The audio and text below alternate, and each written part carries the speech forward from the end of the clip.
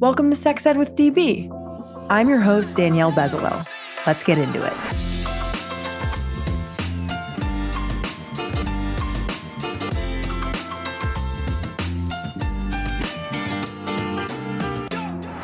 Welcome back to the podcast. If you love and support the work that we do, join my crew on Patreon to win amazing prizes like our adorable merch, exclusive behind-the-scenes content, private sessions with yours truly, and incredible sex toys. Go to patreon.com/sexedwithdb to join my crew. Get discounts at all of my favorite brands at sexedwithdb.com. And follow us on Instagram at sexedwithdbpodcast and on TikTok at sexedwithdb. If you want to partner with us, email us at sexedwithdb@gmail.com.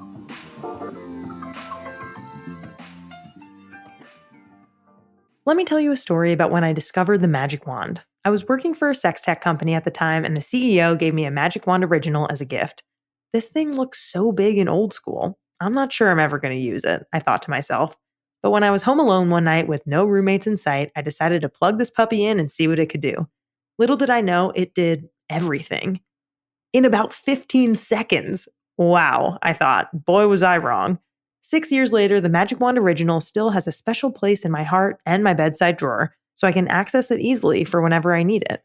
It feels amazing in all the right places, is super powerful, and brings me endless pleasure. Do you have a fun Magic Wand story you want to share? Go to sexedwithdb.com/magicwand to share your story now. You can even get a discount on your favorite Magic Wand product. What are you waiting for? Here's a fact I bet you didn't know. Nearly 3 out of 4 women have experienced pain during sexual intercourse at some time during their lives. That's 75%. For some women, the pain is only a temporary problem, but for others, it's a long-term problem. I am one of those people who has experienced painful sex. Pain can happen for many different reasons, but one product that has consistently decreased my pain and increased my pleasure in the bedroom is Uberlube. Uberlube is a silky smooth silicone-based lube recommended by leading doctors, and its body-friendly ingredient list makes it widely used by people with sensitivities to lubricants. Another amazing thing about Uberlube is that it doesn't leave a sticky residue like water-based lubes do. It lasts for a long time and doesn't stain clothing or bedding. I have 3 bottles of Uberlube on my bedside table right now, ready when I need it. If you're someone who wants to feel more pleasure in the bedroom, use code SEXEDWITHDB for 15% off at uberlube.com. Trust me, it's amazing. Are you falling into a pattern with your partner? Looking to spice things up but aren't sure how? Me and my partner exit our ordinary with Lion's Den. Lion's Den has hundreds of your favorite brands to help you and your partner reconnect or try something new. From novices to dungeon masters, there are products for every comfort level. With 50 plus years in business, Lion's Den is here to help. Can't make it to a local store? Shop online and chat with a customer service team member while you shop.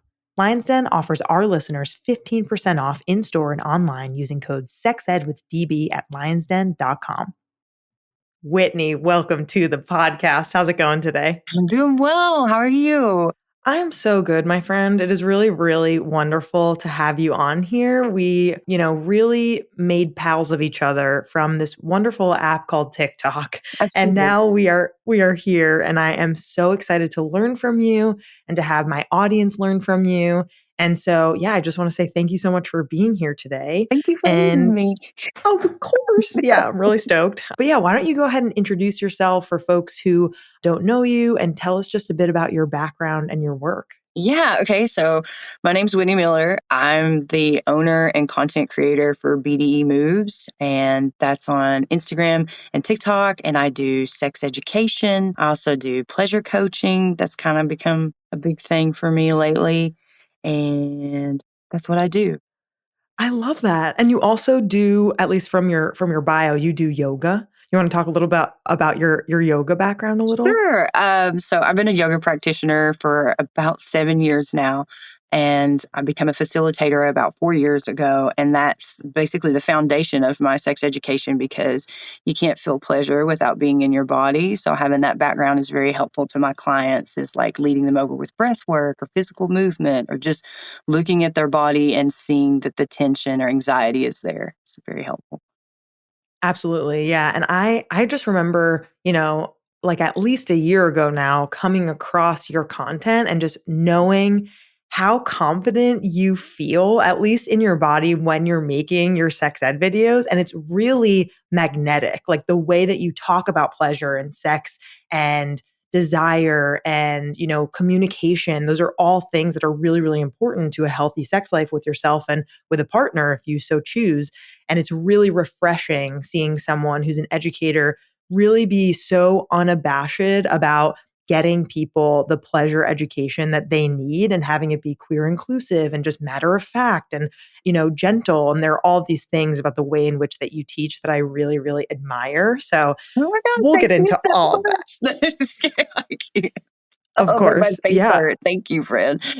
Of course. Yeah. It's really special seeing like other people in the space and how they approach sex education, because we all have so much to offer in like very unique ways. And it's fun for all of us to be able to come together to do that. Absolutely. It's going to take every single one of us because, wow, we really need the education. Boy, do we. Let's back up a little. I want to know about like your sex ed growing up and like if you had maybe like an aha moment of when you knew that this was maybe your calling. Oh, yeah. So, wow, my sex ed growing up was interesting because for a good chunk of my life, it was like the Southern Baptist influence. So I grew up in East Tennessee. I had one of those evangelical grandmothers. So it was like lots of abstinence programs and those lovely pieces of tape and passing it around and seeing how the adhesive wears out and that being assimilated with women and their worth if they participate in sex. So it was like that fear mongering. But when I Right. was 11, my father remarried, and my stepmother was very pivotal in having a positive effect on my sex education. She was always telling me and my stepbrothers, like, masturbation is healthy and sex can wait, masturbate kind of like tone in the house. I love that. I And haven't heard that rhyme. yeah, it's like that's from Saturday Night Live, the sex can wait, masturbate. Oh, amazing. Like, so that was my stepmom's tone. And that was very helpful in shifting out of that like shame that purity culture can put on you. It's that wet blanket suffocation.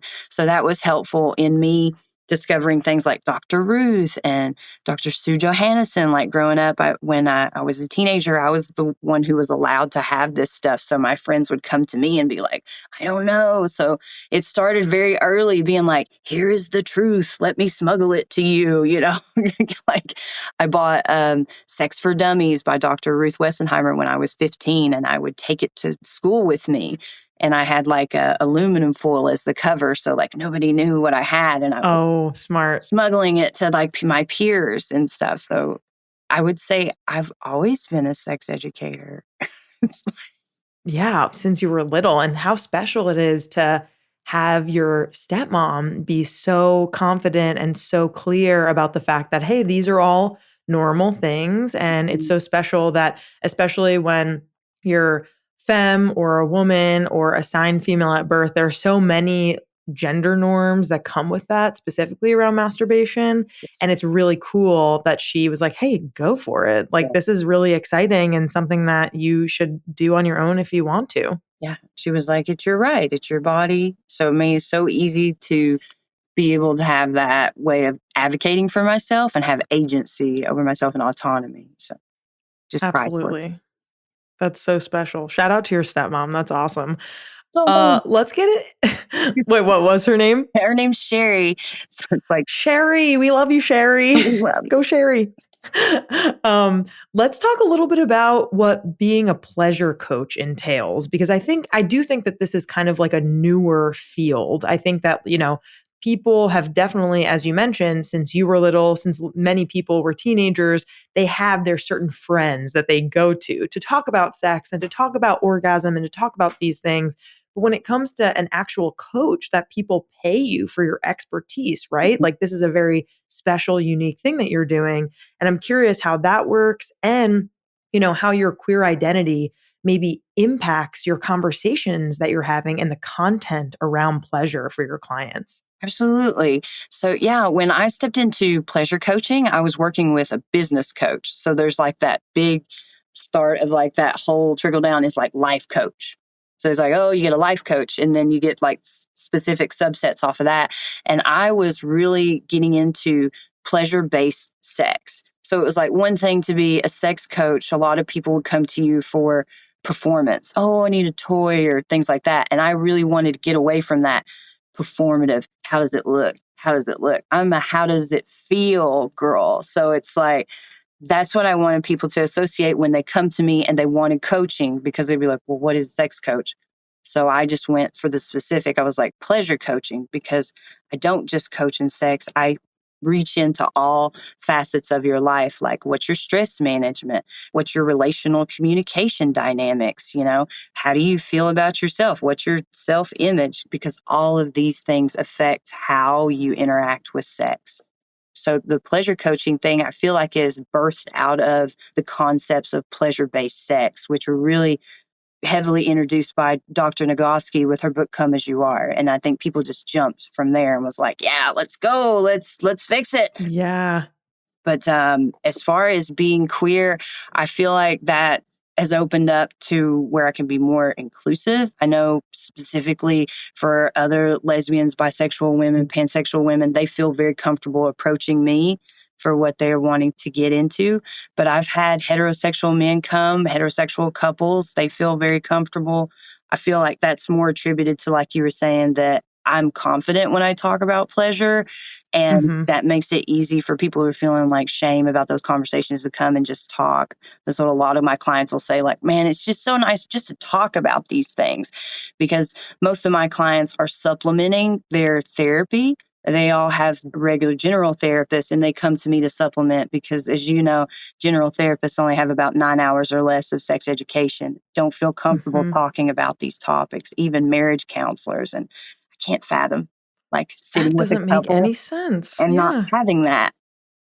Completely. Yeah, that is intriguing. And of course, right, there's like sex therapists who like really like right, their focus is on the sex, but Absolutely. pleasure is not just about sex. It's No, about communication and feeling good in your body, and like you said, stress management. I think like, there's a whole conversation that we can get into about this when it comes to like exercise and mental health, and not wanting to tie necessarily like your weight loss or things of that nature mhm, to that conversation, because there's a lot of harm that you can do when you're like, okay, I'm going to count calories. I'm going to make sure that I'm exercising to feel good in my body.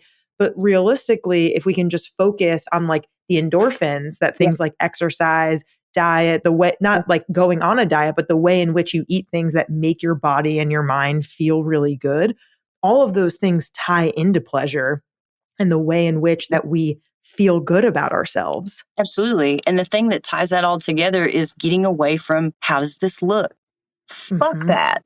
It's such garbage. How does this look? That's where we get back to like BMIs and all that Right. bullshit. Like, fuck that. How do you feel? Like, does your body feel good? Then you're good. Does this sex feel good?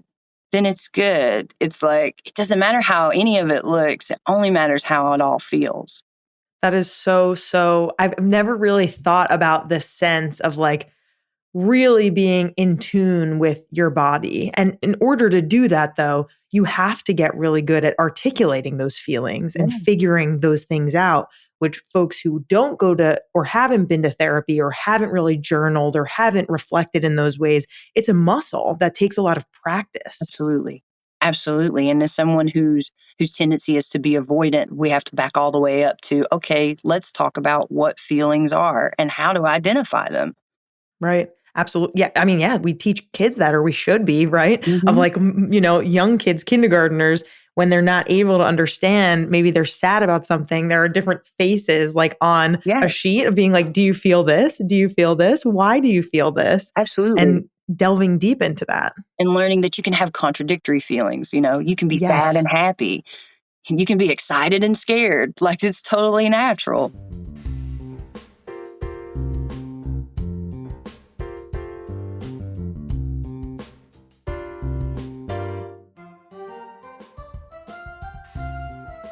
Interested in experimenting with anal sex? Here are 10 things to know before bottoming with expertise from a doctor and anal surgeon at Future Method. Number 1, lube is a bottom's best friend. Nothing beats the slickness and endurance of silicone. Number 2, there are many types of lube out there, but not all of them are great for your butt. The 3 types you should avoid are warming lubes, desensitizing or numbing lubes, and spit. Number 3, there's a proper way to stretch your hole before your bottoming debut. People talk about introducing toys into foreplay and self-play, but they also serve a very important purpose: dilating and maintaining your hole, both to aid opening and strengthening of the skin and muscle, so that you can maximize your pleasure and minimize your risk of injury. Number 4, douching with water or enemas isn't good practice. Enter the Future Method Anal Douche Powder Packs, a first of its kind solution you can take on the go to help you feel confident and ready before you bottom. Number 5, it's not only okay to speak up, but it's imperative for the health and safety of everyone involved. While initial discomfort may be present, if anything hurts, stop. Want to hear the rest? Go to futuremethod.com to learn more, and don't forget to use code SEXEDWITHDB for 15% off their amazing products. What do I love about my Freya? The incredible premium razor and clitoral vibrator in one discreet product? Strap in, it's a long list. I love that when I'm already in the shower getting clean, it's super easy for me to grab my Freya and give myself immediate pleasure. No need to get right out of bed, clean my toy, and get out of the mood. As soon as the mood strikes, my Freya is right there to play with. I love how strong it is and that it has 6 vibe modes to get me feeling the right kind of way. I love the smooth, clean shave it gives. I also love how discreet and easy it is to travel with. I've personally taken Freya on my vacations and have been able to leave it in the shower even if other people are around, like it's my fun little secret. Use code SEXEDWITHDB to get 20% off your Freya. And for a limited time, enter to buy one Freya and get one for your bestie for free. Enter to win at highfreya.com/sexedwithdb now. And follow Freya on IG and TikTok at Crave Freya. Let me tell you about one of my favorite sex toy shops out there, Lion's Den. If you haven't heard about Lion's Den before, I can't wait to tell you all about them. Lion's Den first opened its retail facility in Columbus, Ohio in 1971. That's right, over 50 years ago. Since then, they have grown to more than 50 outlets throughout the US, building its reputation on high-quality products, low prices, and a knowledgeable sales staff. Their staff are also sexual wellness experts who can help you find the perfect toy. One of the many things I love about Lion's Den is that they advocate for a sex-positive perspective on intimacy and sexual well-being, and strive to break the stereotypes and stigma surrounding sex by providing comprehensive educational resources to empower everyone to enjoy life to the fullest. They're simply amazing. Lucky for you, Lion's Den is giving my listeners an exclusive discount of 15% off your purchase in-store and online with code SEXEDWITHDB at lionsden.com. What are you waiting for? Get your amazing Lion's Den toy now.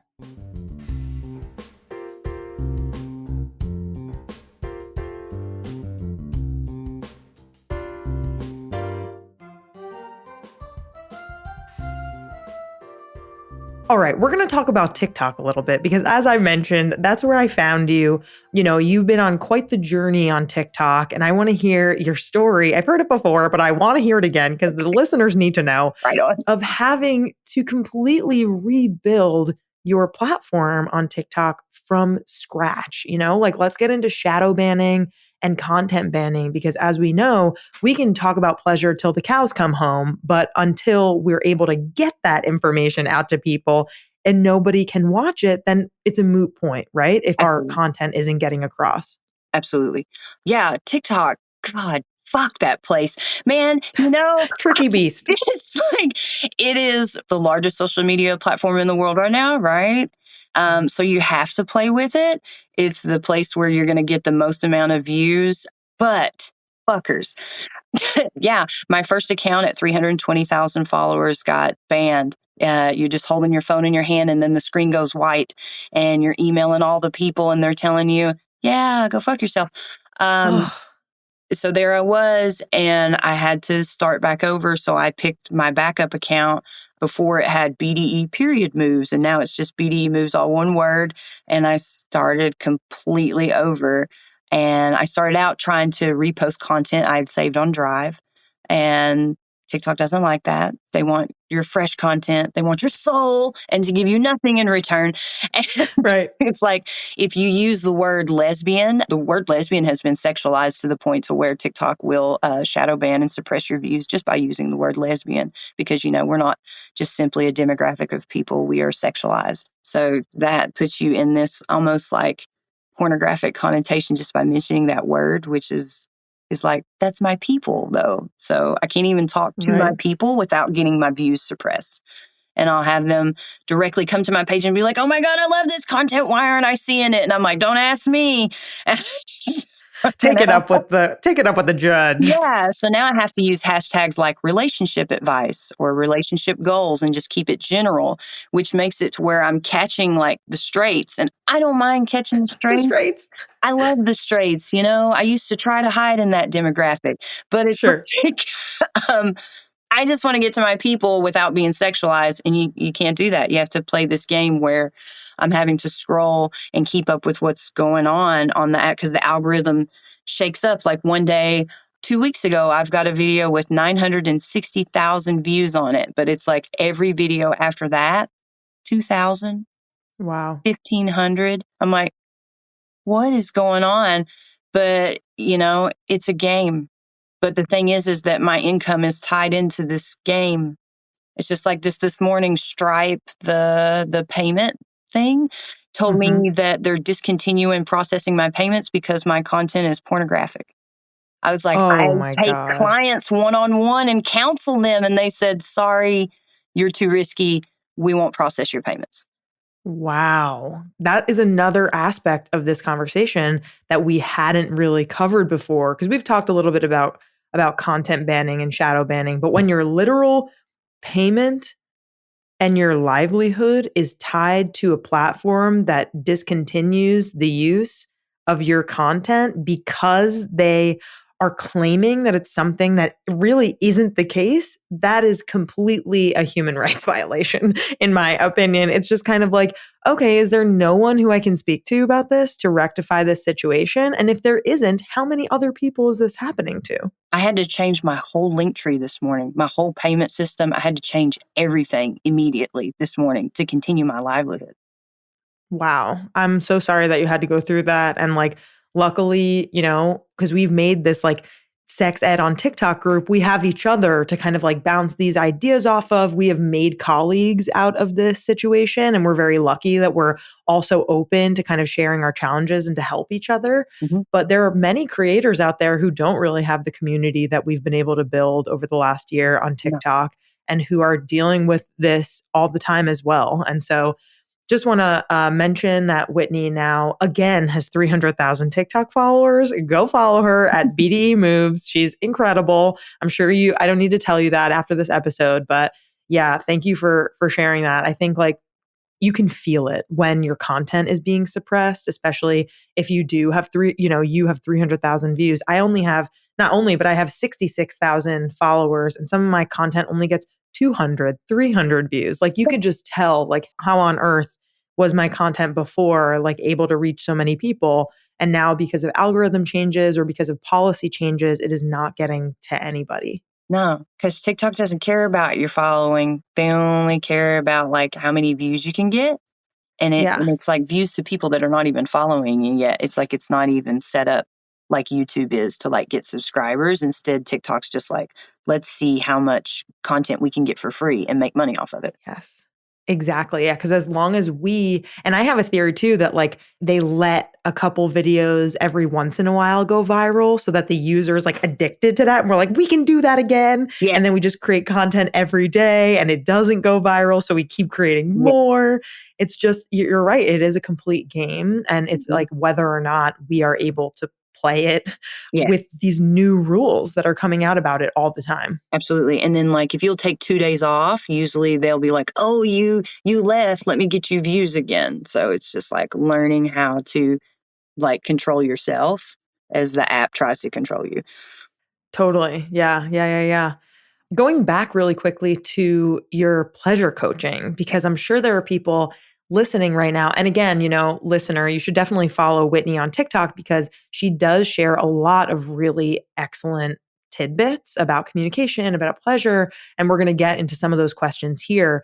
But I am curious if there are questions that come up again and again from clients when it comes to pleasure, intimacy, right? Like if you can share maybe like a little TED talk of what your most shared answers are for your clients. Absolutely. So The most common thing that I get on my page is most of the time it's couples and they're having low desire issues. And then the thing that'll come up there is the difference between spontaneous and responsive desire. So that's the deal. So we'll just drop in like spontaneous desire is your cinematic desire. Like you see it in the movies, like, oh my gosh, we were just lightly kissing and now let's go. Let's push her against the wall. Let's thrust in. We got 3 pumps and we're coming simultaneously because that happens so frequently. So, so then people want to come to me and they wonder why they're not working that way. Why don't I want it immediately? Why don't I want it as soon as my partner's like, are you in the mood? And, why aren't we coming simultaneously? And I'm like, because that's fucking fake. It's such bullshit. So most of the time, women, specifically like cis women, or even like couples who are long terms, so when the relationship has gone long term, people will usually be experiencing responsive desire. And that's desire that shows up after we feel stimulated in our body. And when I say that, cis men get excited. They're like, oh, so I can just grope her into wanting it? It's like, no, that's going to go the opposite direction. Right. That's like throwing cold water on somebody and, trying to expect them to be in the mood by groping a boob. Don't do that. Do not grab boobs. Don't grab butts. Like some want that, but they'll ask for it directly. Just communicate. So responsive desire is desire that shows up after arousal is felt in the body. And that's like the feeling tingly all over. Butterflies, maybe. Warm or butterflies. And it's like, oh, I could be open to being in the mood. So instead of asking, are you in the mood? Ask, do you feel like getting in the mood? And then send your partner off to take a bubble bath or apply some massage oil, and don't hurry to the obvious spots. Like, I know you folks out there like to give a massage and it quickly turns into a butt rub, but like actually do the massage or slow dance in the kitchen, change the mood lighting, invite someone into their body before you ask them if they would like to get freaky.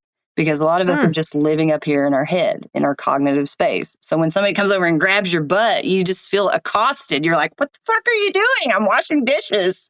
Like, I have no idea where this is going. But instead, if you put your self-control on display, then someone feels less of a sense of obligation. So it's like opening these things up and inviting someone into their body before you invite them into bed. This feels like everyone needs to have this as a magnet on their refrigerator in maybe it's a really long acronym. I don't know. I just feel like I've seen your TikToks about this before, and it does feel revolutionary to be like, and I've been in a relationship with my now fiance. So fun that we get to say fiance for 6 years. And that's a really long time, right? And we know each other's bodies. I know my body. He knows his body. But the things that you're saying still apply because people are really different when it comes to the way in which that they want to experience sexual pleasure or intimacy. And I just love this idea of, can I invite you to get in the mood rather than are you in the mood at the second that I'm in the mood? Absolutely. Because it's so much to do with like respect, communication, being willing to try. And of course, if you're like not willing to get in the mood, that's okay too. But I feel like it's much more enticing to say, can I invite you slowly, however you want to be invited to get in the mood? Yes. And then that creates context. And context is more of a turn on than any like physical stimulation is going to be. Like, completely. Especially for cis women, it's all about how you're making us feel before you feel us. Oh God, you have so many. Let's make some T-shirts after this. You have so many good one-liners. Okay, let's talk a little bit about some practical tips that you might share with some clients or folks on TikTok who want to give their partners more pleasure in the bedroom. I know every experience is very different, but what are some things that you kind of encourage these folks to think about and act on depending on the situation? Absolutely. So I always guiding clients to pay attention to the context that they're creating. Like, how are you making your partner feel as opposed to like trying to get into performance? Because a lot of people want to come to me and they'd be like, what do I do with my mouth? Or what do I do with my tongue? And I'm like, talk. You gotta like create an environment before you try to like put your mouth on somebody's genitals, because that's going to make it so much more, the touch is going to be more stimulating if you've already got the mind going. So it's like, yeah, I could like try to do all the things with my tongue, but if I create this like sensual environment with my partner first, then by the time I get down there, I'll barely have to blow on it to get, the desired outcome that I want, as opposed to being like trying to be so vigorous with stimulation. It's so much more effective if you stimulate the mind. So I'm always trying to get them to understand that like the power is in the context that you create, the environment, like the mood lighting, the way you talk to them, the way you talked to them yesterday, the way you talked to them the day before yesterday, because all of those things are there once you try to put your hands on them. They're just going to remember every way you've made them feel before you tried to feel them.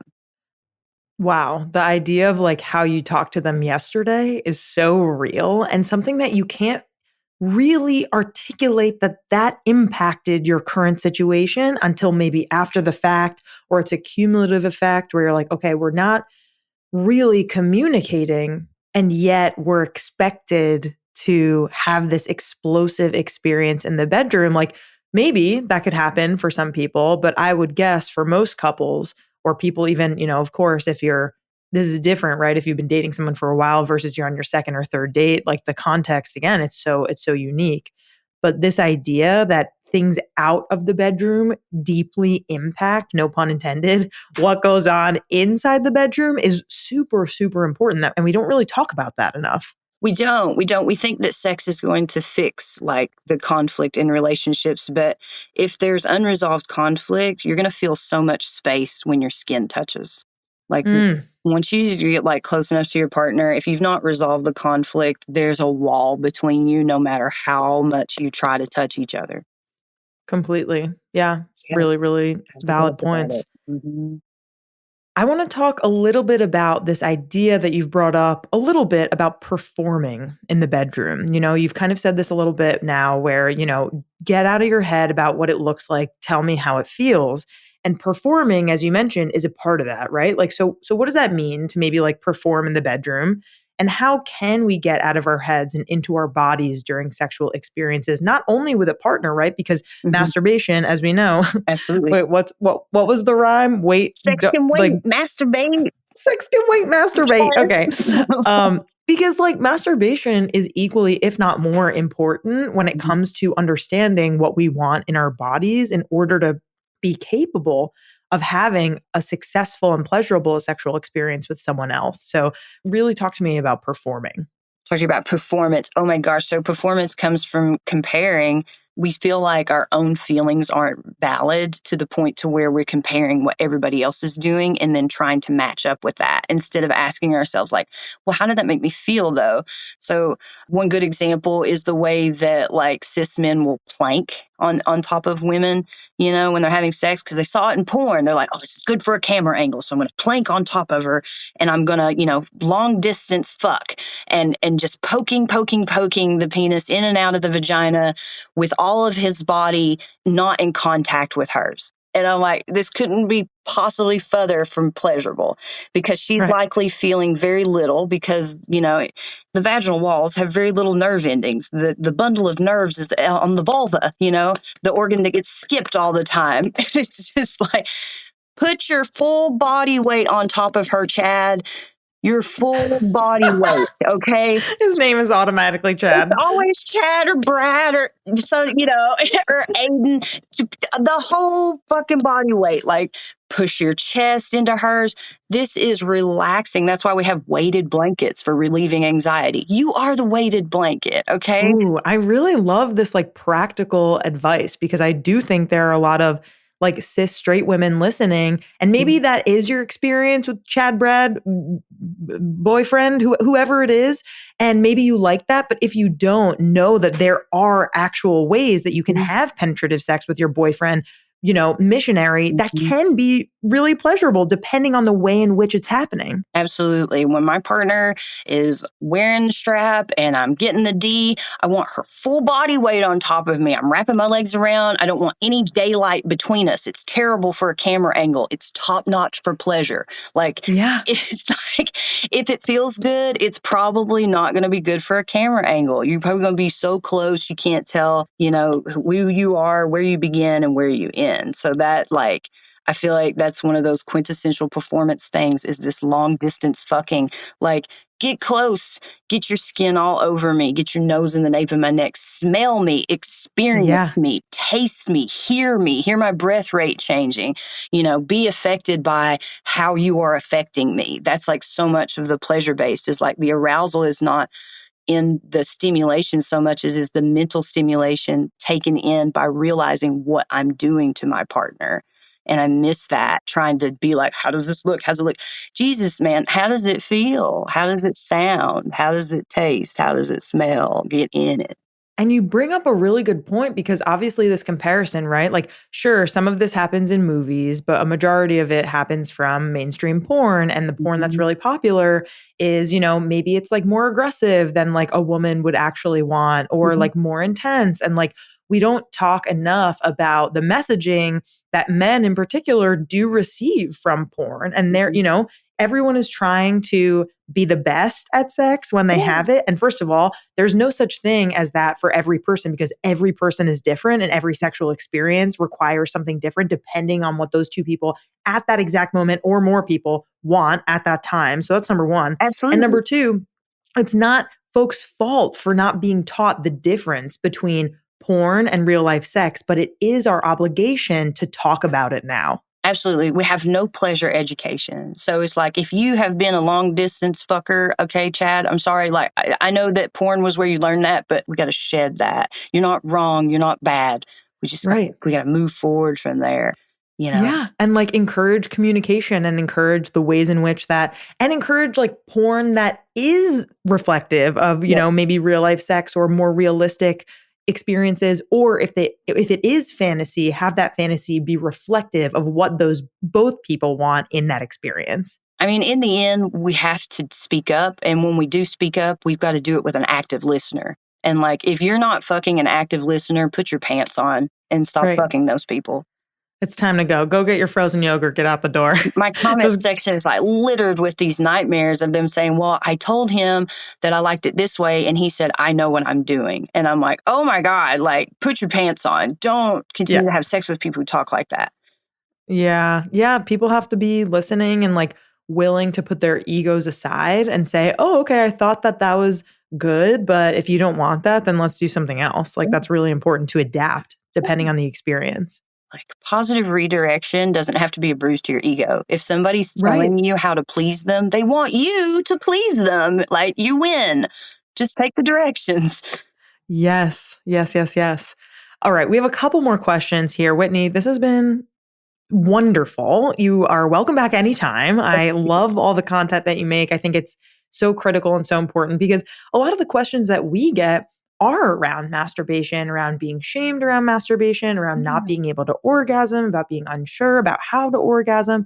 And there's so much that people feel inadequate about when it comes to their pleasure or even myself as a sex educator. I often am, have to shut down my own ideas of like, okay, is my experience of masturbation right now similar to other people's? And maybe part of that is a curiosity, but I do think part of that is kind of like, okay, like I want to make sure that I'm quote unquote normal and like I am someone with that education. I have something to say about that. So, okay. Please. Okay. So I'm 37. I have been masturbating since I was 8 years old. And my masturbation has changed in 50 million ways in that timeline. So to that, I would say that your masturbation is going to change. It's going to change all the Yeah. time. I used to like to do like firm pressure in circles, like as hard as I could and real fast when I was in my 20s. Now it's like this slow, gradual buildup of feeling my vulva engorge and the lightest touch that I can possibly do. And it's the most explosive orgasm. And it's like, it's always Wow. shifting. Like in 2 weeks, it could be something completely different. So if you're feeling shame about masturbation. First of all, I'll tell you, shame is made up. Someone else put that there. It's a program. Deprogram yourself. Shame is this message that I'm bad. You're not bad for reaching down and feeling the power between your thighs. Empower yourself, honey. Make yourself feel good anytime you want to. It's not guilty pleasure. It's just pleasure. You can have it. You don't have to earn it. You can do it anytime you want to in the privacy of your own home. That literally made me tear up. Like, it's yours. You can have it. And what's beautiful about it is it's always changing because you're an organic being. You are always changing. So there's always new information there for you to share with your partner, for you to blossom, for you to empower, for you to feel good about yourself, for you to fill in an empty Thursday, whatever. I need you to be in every single school. I want to be. I know, right? We're going to talk offline because there's a lot that we could do, a lot that we need to do here. But to kind of close here, I'm kind of curious the hits, right, of what you teach. What do you really hope that people take away from this content on pleasure, intimacy, and sexual health education when you create this content? The comments that I wake up to almost every day that make me cry and motivate me to continue to do this are the ones when people tell me that they understand now that orgasm is not the goal. It's not even the entire point, that now they feel confident and excited about just enjoying the moment with their partner. And that's my hope for what I do, is that people understand that sex is not a performance. It's not meant to be goal-oriented. It's simply just a time to be present and exchange pleasure with your partner. Incredible. And again, not talked about enough because there is this emphasis on the orgasm gap and fixing that. And at the same time, we want to make sure that we don't put pressure on ourselves and our partners for this end result where the reality is, let's just focus on everything in between then and how beautiful and special and fun and sexy and unique and different that is. Then the orgasms usually just sneak up on you. You didn't even see them coming, and they're so much stronger When you that don't way. pay attention. Yeah. Yes. Yeah. It's really true. Yeah.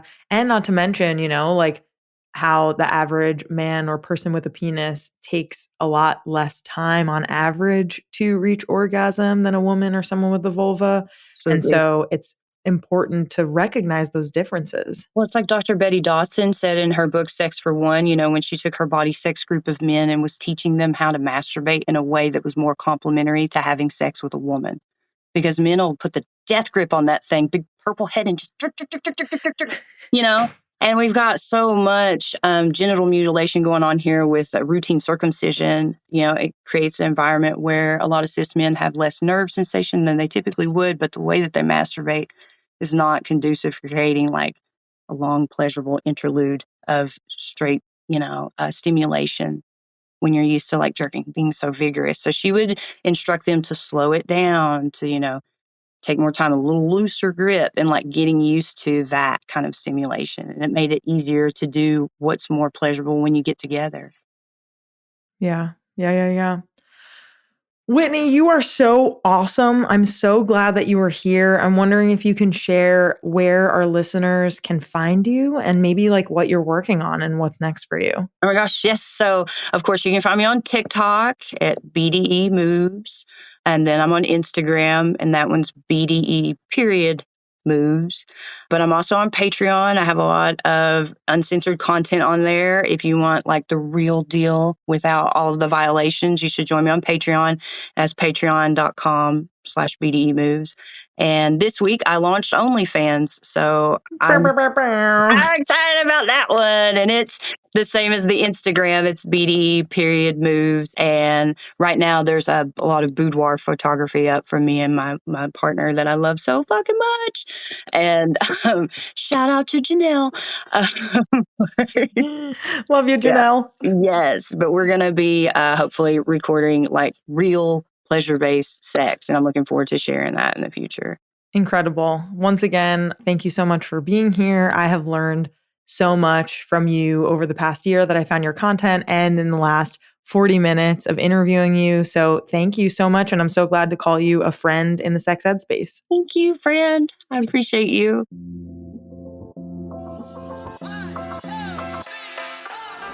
Our creator, host, and executive producer is me, Danielle Bezalel, aka DB. Our co-producer and communications lead is Cathren Cohen. Our co-producer is Brian Peoples. Our social media intern is Sarah Kelly. Our music theme is by Hook Sounds. Thank you so much to our featured guests, partners, and our listeners. Want to advertise with us? Email us at sexedwithdb@gmail.com. For more sex ed content, follow us on IG at sexedwithdbpodcast and on TikTok at sexedwithdb. See you next time.